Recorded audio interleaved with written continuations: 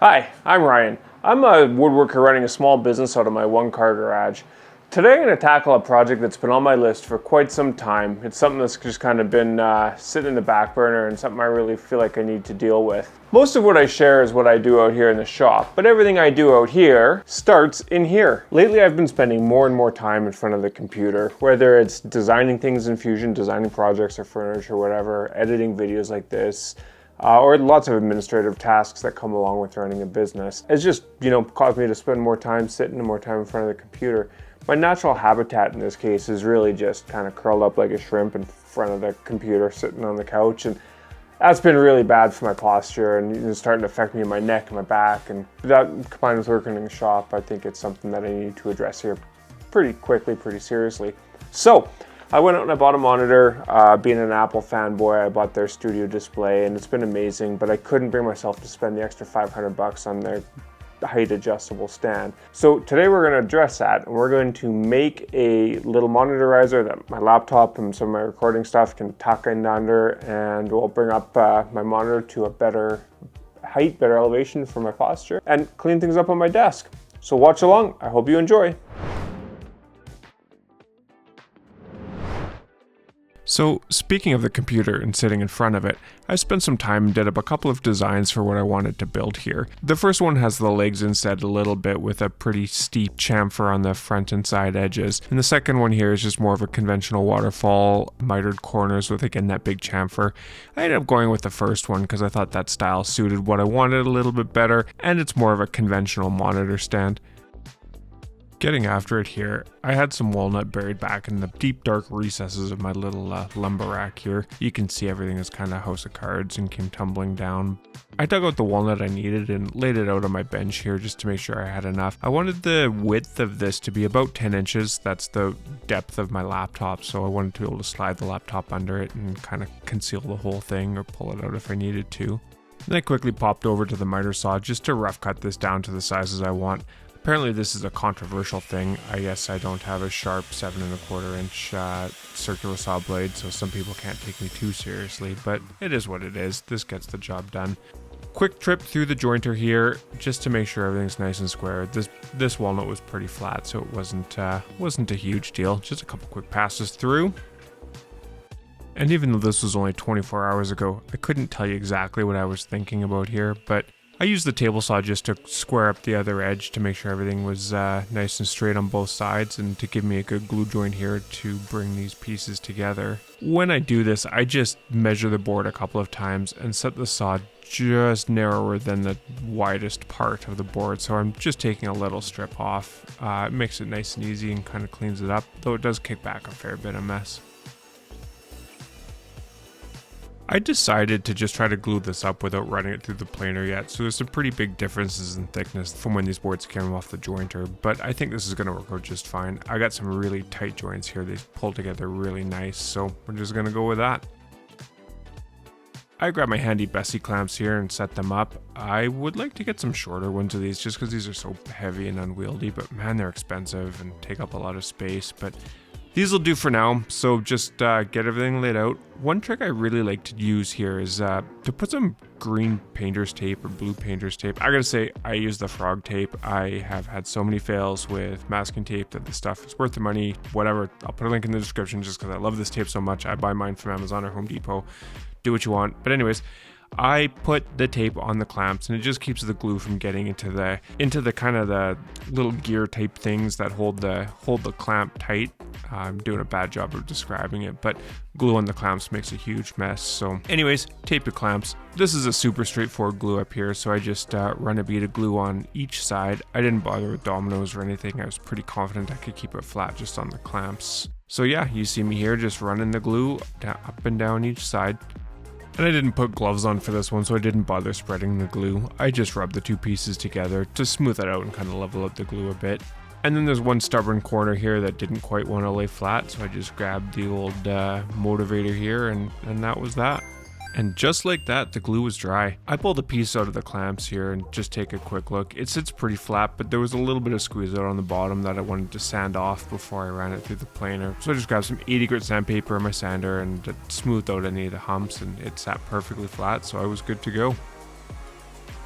Not too long ago, I posted a video where I added a helical head that Find Buy Tools sent me, and I thought it might just be good for the, 3 people that watch more than one of my videos. Yeah, it's still running strong, still highly recommend it. It is so smooth. I've cut a ton of curly maple with it recently, and there's absolutely no tear out.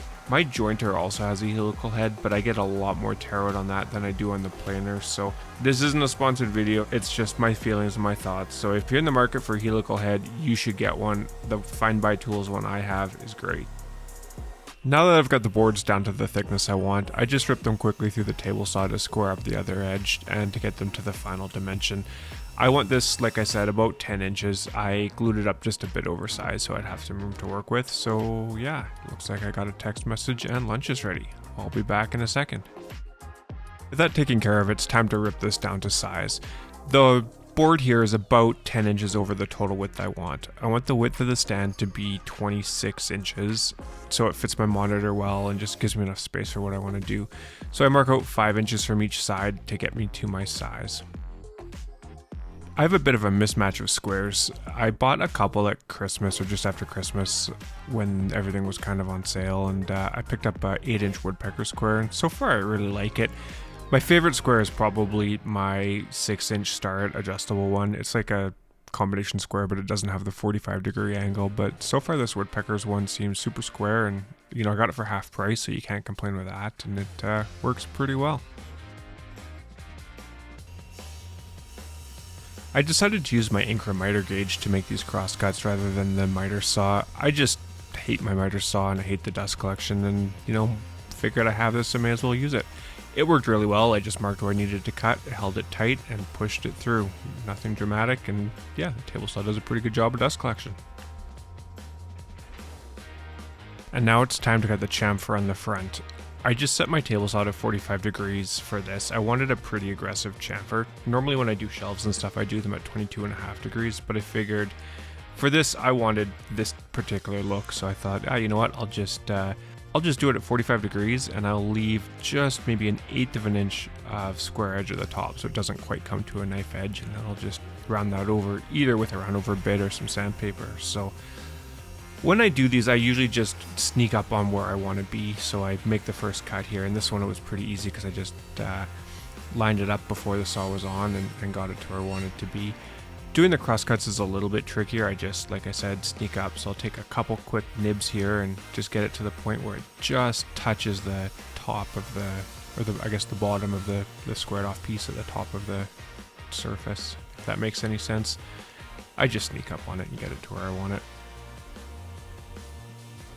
I had this little trapped piece of walnut under the blade here, and it was just wiggling itself, and I'm like, come on, you can do it, you can shoot out, just pop out, and it didn't do it. And in hindsight I probably should have shut the saw off, but I grabbed this like long stick and very safely here knocked it away from the blade, ready to go with the other side. The process here is the same, you just are attacking it from the other end, so you have to cut a little bit further into the board before you can see whether or not you're at the right spot, but it was no big deal. I just lined it up and got it done. I feel like I look a bit like Krusty the Clown here, but I don't know. I don't like wearing a hat with my respirators, so I just roll with it.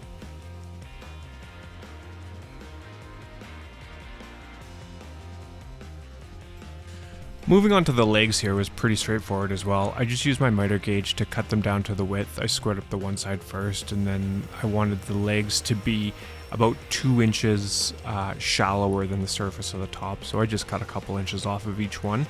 I used the stop block on my miter gauge here because what you really are concerned about is the relative measurement. It doesn't matter if they're off 1/8 of an inch, but it does matter that they're the same. And the last cut on the legs here is just setting the table saw fence to 2.5 inches. I wanted the legs 2.5 inches, so the whole stand would be 3.25 inches high with the 3/4 inch top. So I just quickly ripped down each leg piece to 2.5, and that is that. I did a quick little test fit here just to make sure I was okay with everything and the size of the legs and the height of the stand, and just to kind of try to judge the offset I wanted from each end. And I think I ended up around 2 inches set in from the bottom of the chamfer. And yeah, so far I'm liking the way this is looking. I then set the exact measurements here. So like I said, I just measure off the bottom of the chamfer in a couple of inches and use that as the center point for where the legs are going to be. And this is how I lay out my dominoes to connect the legs in. And then I line up the leg against that line and just quickly mark the actual spots for the dominoes. This is the center of the domino where they'll go into both the leg and the top panel. And this is the other square I picked up around the holidays. I'm just drawing a mark out here that is 1/3 of an inch off of the center line for the dominoes. I've gotten a bit of flack over the past for switching between imperial and metric, but it just happens in this case that 1/3 of an inch is the distance from the center of the cutter to the outside edge, so I just roll with that. And then I set the domino up referencing on that 1/3 of an inch off line, and I just very slowly plunge in. I set this side to 12 millimeters. I'm using 6x40 millimeter dominoes, and I find when I'm freehanding like this, you really gotta go slow and smooth. Just line it up and be very careful how you plunge in. If you plunge in too fast, it tends to twist or move, but if you go slow, you can make it work. Alternatively, you can also use a sacrificial fence or kind of a temporary fence, but I find going slow works pretty good for this. Now this was a bit of a whoopsie on my part. I just used those marks I transferred over. I set the depth on this to about 10 millimeters and 9 millimeters, so it's the center of the leg material. Again, me switching between imperial and metric, but I had it clamped down and that worked really well. And now you can see me here, and let's see if we can figure out what I'm doing wrong. Okay, here's me looking for the line. No, why is the line so hard to see? What am I doing wrong?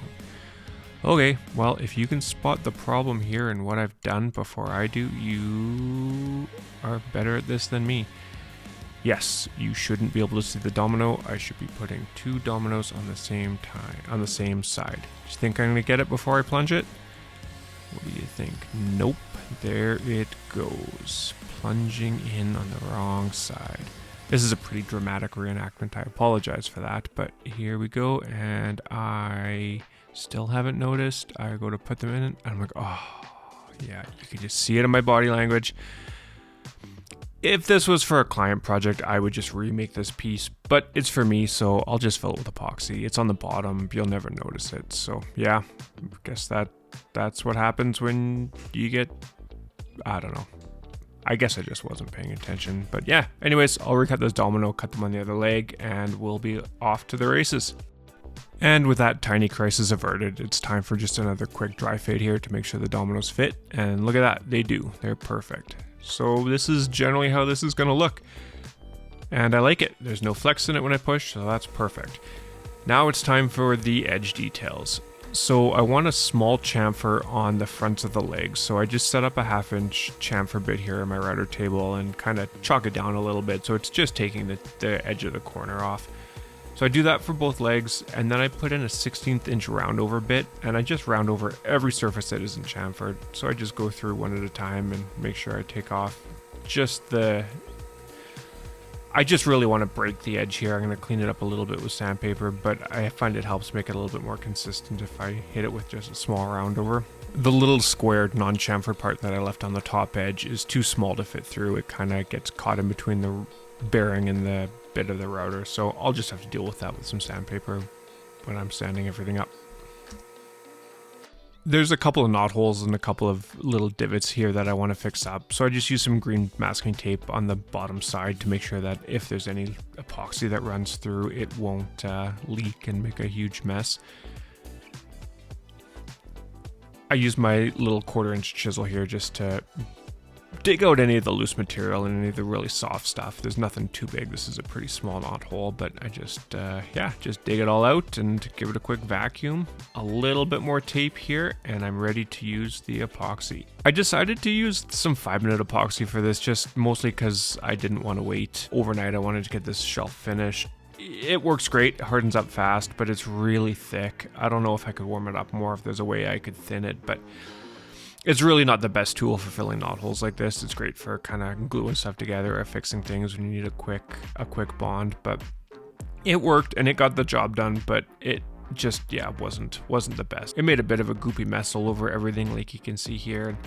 Left me a bit more work sanding than I otherwise would have had to do, but like I said, it got the job done. I had a couple knot holes in that one domino, so I filled all of those and let it dry for 10 or 15 minutes.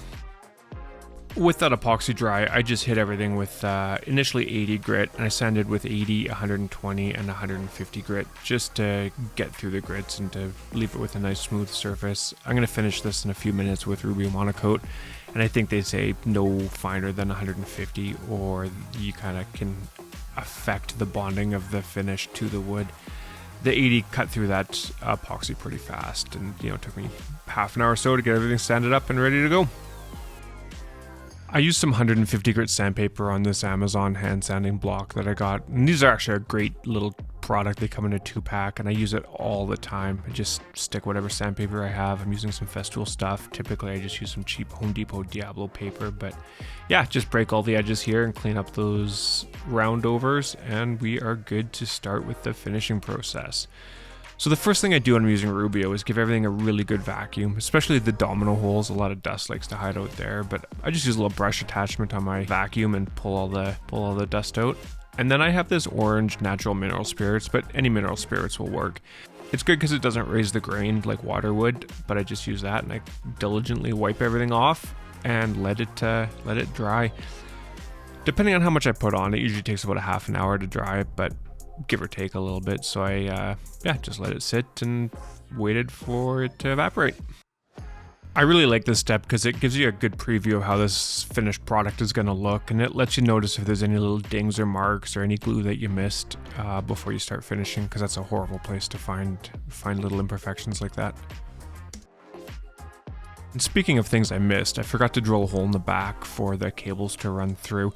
I'm just going to drill a 1/2-inch hole because this is a USB-C or Thunderbolt monitor, so I don't need a big hole to run through. So I just mark a 1/2-inch hole 3/4 of an inch in from the back in the center, and I pop over to my drill press and I drill through with a Forstner bit. I didn't worry too much about blowing out the back because my drill press table has a sacrificial board under there that sits pretty tight, so I was able to just plunge through and there was no blowout on the back, and the hole was drilled. I took that piece of sandpaper that I had on my hand sanding block and I just rolled it into a tight little sausage, and I just kind of hand sanded inside the hole there just to give everything a quick cleanup in the hole and kind of try to chamfer the edges a little bit. I probably could have tried to see if I could have squeezed a 1/8 inch or 1/16 inch roundover bit in there, but I thought this would work fine. It was pretty quick. It's really nice to have a straightforward glue up that just goes well, or at least mostly well. I just blew out the dust from the dominoes here. I noticed a bit when I tried to squeeze the glue in, but yeah, so I just filled each hole with a little bit of glue. I plopped the dominoes in, and then I drew a little line of glue between the two dominoes on the front and the back of the legs, and that was it. No fuss, no muss, just a couple clamps, and I was set. I ended up with a bit of squeeze out, not too bad, but I just took a dry paper towel here and wiped it up as best I could, and then I took another one that I got pretty wet, and I just wiped it down until all the glue was gone, and that was that. And now it's time for everybody's favorite part, finishing.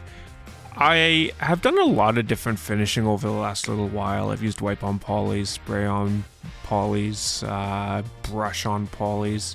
Been using a lot of the General Finishes products, and I quite like them. They go on pretty well.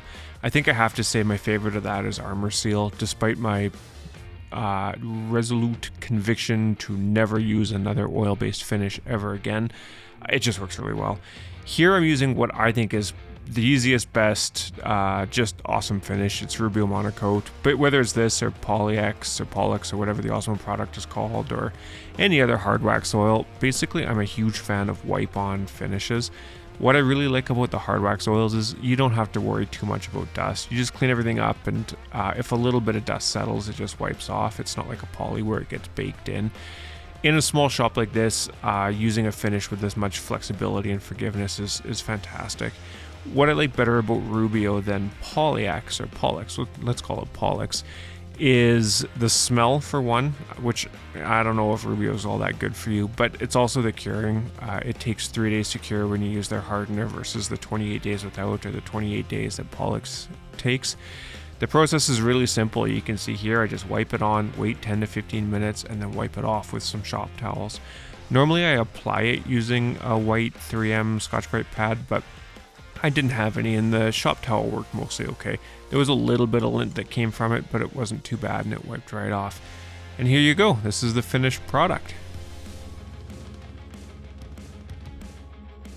I have to say I'm super happy with this turned out. A couple hours of work on the weekend and it's going to make a big difference to how I use my computer and how I work at my desk. I hope you enjoyed this. I hope you got some value out of it and maybe a laugh or two or whatever. Just let me know in the comments below. I would really appreciate a like and a subscribe.